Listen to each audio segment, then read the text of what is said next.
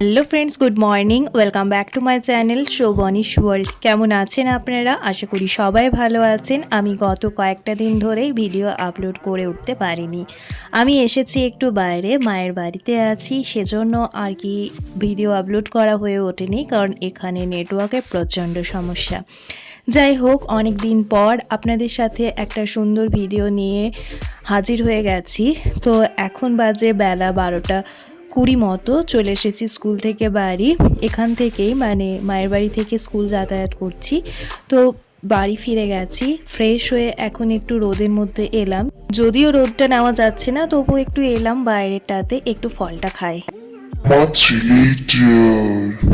আচ্ছা, তো রোদের মধ্যে একটু বসেছিলাম, তাতেই পিঠ একদম গরম হয়ে গেছিলো। তারপর স্নানটা সেরে ফেললাম, এখন চলে এসেছি লাঞ্চের জন্য। তো তার আগে একটু ভিডিও শ্যুট করে নিলাম, যেহেতু কয়েকটা দিন ধরে ভিডিও শ্যুট করতে ইচ্ছে করছিল না। কি জানি বাবা কি নেশা আছে, মায়ের বাড়ি এলেই শুধু ঘুমই পায়। এত ঘুমায় যে মনে হয় কত কাল যেন ঘুমায়নি। যাই হোক, সব মেয়েদেরই হয়তো এটাই হয়, বাবার বাড়ি এলে ঘুমটা বেশি পায়। যাই হোক, লাঞ্চের সময় হয়ে গেছে, এখন বাজে বেলা 1:30 মতো। তো চলে এসেছি লাঞ্চের জন্য। রয়েছে সাদা ভাত, আলু সেদ্ধ যেটা পেঁয়াজ লঙ্কা দিয়ে মাখা আছে, তার সাথে রয়েছে পাঁচমেশালি সবজি দিয়ে একটা চচ্চড়ি মতো, রয়েছে মাছের টক, পেঁয়াজ পোস্ত আর মসুর ডাল। এই সব রান্নাই কিন্তু দিদা করেছে, আর এটা হচ্ছে আমার দিদা, যার বয়স এখন 55+। তবুও কিন্তু সব রান্না আমার জন্য সুন্দরভাবে গুছিয়ে করেছে। Good evening everyone. এখন বাজে সন্ধে 7টা মতো। তো আমি দুপুরবেলা লাঞ্চ কমপ্লিট করে শুয়ে পড়েছিলাম একটু রেস্টের জন্য। তো রেস্টের জন্য শুয়ে পড়েছিলাম, বাট প্রচণ্ড ঘুমিয়ে পড়েছিলাম। আর উঠলাম যখন, তখন দেখি পুরো সন্ধে হয়ে গেছে। তো সন্ধেবেলা একটু বিঙ্গো খাবো। এই বিঙ্গোটা মা এনেছে, আমি প্রথমবার খাবো এই বিঙ্গোটা। তো চলুন দেখা যাক এই বিঙ্গোটা কী রকম খেতে আর কেমনই বা এর সেটটা। তো যাই হোক, বিঙ্গোটা খুলে ফেলেছি। আর এই দেখুন, চিপসের মতো দেখতে, পুরো আলুর যে চিপসগুলো হয় সেরকমই দেখতে।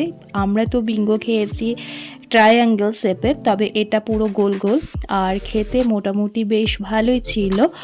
আর তার সাথে এটা একটু আলু চিপসের মতোই খেতে ছিল।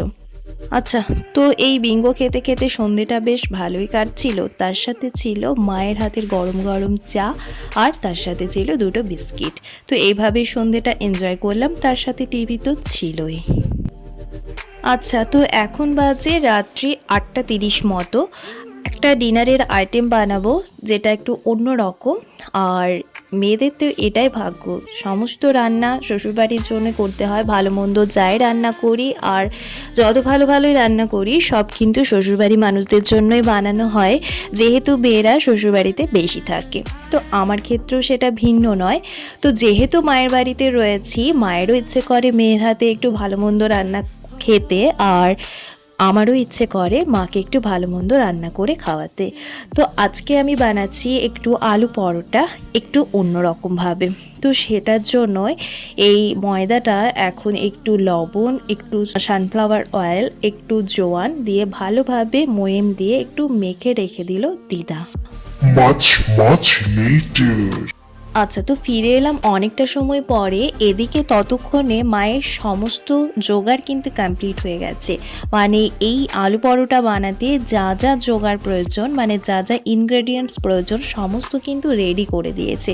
যেমন ধরুন, এদিকে আদা রসুন খোসা ছাড়িয়ে কেটে ফেলা, তারপরে হচ্ছে পেঁয়াজ কাটা, আলু সিদ্ধ করা, যা যা প্রয়োজন আর কি, সমস্ত কিছু কিন্তু মা রেডি করে দিয়েছে। আমি জাস্ট একটু আদা রসুনটা গ্রেট করে নিলাম, আর আলুগুলো একটু মেখে নেব। তারপর আর কি পরোটাগুলো একটা একটা করে সুন্দরভাবে বানিয়ে নেব। আজকে যে আলু পরোটাটা বানাচ্ছি, এখানে কিন্তু কোনো চিজ বা পনির আমি ব্যবহার করছি না।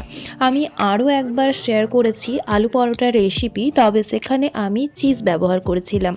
আজকে কিন্তু আলু পরোটাটা উইথাউট চিজ আমি বানাচ্ছি। তো এই আলু পরোটাটাতে বেশি কিন্তু ইনগ্রেডিয়েন্টসের প্রয়োজন হয় না, খুব কম ইনগ্রেডিয়েন্টস আর বাড়িতে থাকা সামগ্রী দিয়েই এই সুন্দর টেস্টি আলু পরোটার রেসিপিটি আপনাদের সাথে শেয়ার করার জন্য আজকের ভিডিওটি। তো এই আলু পরোটা আমরা অনেক রকমভাবে বানিয়ে থাকি, অনেক রকম সামগ্রী সহযোগেও বানিয়ে থাকি। বড্ড ভালো লাগে খেতে। আচ্ছা, আলু পরোটা খেতে তো ভালো লাগে, তবে পুর ভরার পর সেটাকে বেলা বা ফোল্ড করা এটা সব থেকে ডিফিকাল্ট লাগে আমার এই রেসিপিটা। তো সেটারই আসান যাতে হয় সেটারই একটা প্রসেস আমি আপনাদের সাথে শেয়ার করছি। আজকে আলু পরোটা ফোল্ড করার প্রায় 3-4টি প্রসেস কিন্তু আমি এখানে আজকে শেয়ার করতে চলেছি। তো তার জন্য প্রথমে লেচি কেটে নিয়েছি।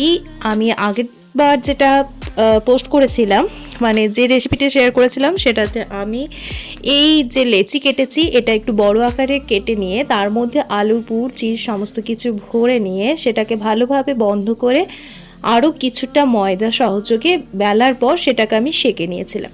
তবে আজকে সেরকম কিছুই করব না। আজকে প্রথমে লেচিটা আমি ভালো করে একটা গোল রুটির আকারে বেলে নিয়েছি। তো সমস্ত রুটি এরকমভাবেই বেলে নেব।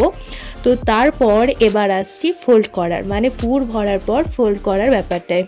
আচ্ছা, তো আলুর পুর ভরার জন্য প্রথমে একটা রুটি নিয়ে নিলাম যেটা আমি বেলে রেখেছি। তারপর নিয়ে নিলাম কিছুটা আলুর পুর একটু বেশি করে। তারপর এভাবে একটা খুন্তির সাহায্য বা আপনারা চামচের সাহায্য নিয়েও চারিদিকে প্রেস করে করে এভাবে ছড়িয়ে নিতে হবে। এরপর এর ওপর থেকে আরও একটা রুটি যেটা বেলে রেখেছি সেই রুটিটা চাপা দিয়ে দেব। আর যে কোনাগুলো হবে না, মানে বেরিয়ে যাবে আলুর পুরটা, সেই কোনাগুলো একটু চিপকে চিপকে দেব। আর মাঝখান দিয়েও একটু চিপকে চিপকে দেব, তাহলে আলুর পুর বেরোনোর কোনো সম্ভাবনা নেই আর তার সাথে বেলারও ঝামেলা নেই। আর দ্বিতীয়বার এই হলো একটা প্রসেস। এরপর আমি তাওয়া গরম করতে বসিয়ে দিলাম। এদিকে আরও একটা প্রসেস আপনাদের সাথে শেয়ার করছি। তার জন্য আলুর পুরটা একটু মাঝ বরাবর দিলাম আর চারিদিক থেকে একটু টেনে টেনে মোটামুটি রুটিটা ভালোভাবে বন্ধ করে দিচ্ছি, আলুর পুরটাকে আর কি রুটিটা দিয়ে। তো এইভাবে নিয়ে আরও একটু বেলে নিতে হবে, হালকা প্রেস করে করে, আর এরকম পাতলা বেলে নিতে হবে। তো যাই হোক, এই হলো দুটো প্রসেস। আর এদিকে ততক্ষণে আমি ঘি, একটু গাওয়া ঘি মোটামুটি পুরো 1 চামচ, আর তার সাথে একটু সাদা তেল দিয়ে দিয়েছি। আর এদিকে একটা পরোটা দিয়ে দিলাম শেকার জন্য। এদিকে পরোটাটা ততক্ষণে একটা বানিয়ে নিই, আর ওদিকে ততক্ষণে বাকি পরোটাগুলোর মধ্যে আলুর পুরটা আমি ভরে দিই। তো চলুন, এদিকে তো মোটামুটি একটা পরোটা প্রায় রেডি হয়ে গেছে। আর এই পরোটাটা বেশ বড় আকারের হয়েছে, মানে একটা পরোটা খেলে মোটামুটি একজনের পেট আরামসে ভরে যাবে আর কি, মানে যারা কম খায় তাদের জন্য বলছি। যাই হোক, তো এভাবে পরোটা একটা বানিয়ে নিলাম। আর দেখুন কি সুন্দর পরোটাটা চারিপাশ থেকে ফুলে উঠছে, বেশ ভালোই হবে খেতে। আর এরপর আসি পরের প্রসেসে। তো চলুন, পরোটাটা ভালোভাবে এপিট ওপিট করে সেঁকে নিয়েছি মিডিয়াম লো ফ্লেমে। তো আলু পরোটা এভাবে বানিয়ে দেখতে পারেন, বড্ড সোজা। আর যারা ভাবেন যে আলু পরোটার মধ্যে আলুর পুর ভরার পর চারিদিকে বেরিয়ে যায় ফেটে, তাদের জন্য এই প্রসেস। এবার আসি আরও একটা প্রসেসে। একটা রুটির মধ্যে নিয়ে নিয়েছি আলুর পুরটা পুরো আড়াআড়িভাবে এক কোণা, আর অপর কোণাটা দিয়ে দিলাম তার ওপর পাশটাতে। এই জাস্ট এরকম অর্ধেক চাঁদের মতো আকৃতি। আর যেগুলো হয়নি, মানে যেগুলো থেকে পুর বেরোনোর ভয় রয়েছে, সেগুলো এমনিভাবে একটু চিপকে দিলেই কিন্তু রেডি। তো যাই হোক, সমস্ত আলু পরোটা আমার রেডি হয়ে গেছে। বিভিন্ন শেপের বানিয়েছি, যেহেতু বিভিন্নভাবে আমি আলুর পুর ভরার প্রসেসটা দেখালাম সেজন্য। তো চলুন, এখন একটু আচার তার সাথে টমেটো কেচাপ দিয়ে আজকের আলু পরোটা দিয়ে ডিনারটা বেশ ভালোভাবে এনজয় করা যাক। আর ভিডিওটিও এখানেই শেষ করছি। ভিডিওটি ভালো লেগে থাকলে অবশ্যই একটা লাইক, কমেন্ট আর শেয়ার করে দেবেন। দেখা হচ্ছে খুব তাড়াতাড়ি নতুন একটি ভিডিওর সাথে। ততক্ষণ পর্যন্ত সবাই ভালো থাকুন, সুস্থ থাকুন। আর আমার চ্যানেলে নতুন সদস্য হয়ে থাকলে চ্যানেলটি সাবস্ক্রাইব করে পাশে থাকুন। আর আমার মতো কার কার আলু পরোটা ভালো লাগে খেতে এইভাবে, মানে আচার আর সস সহযোগে, অবশ্যই জানাবেন। ধন্যবাদ।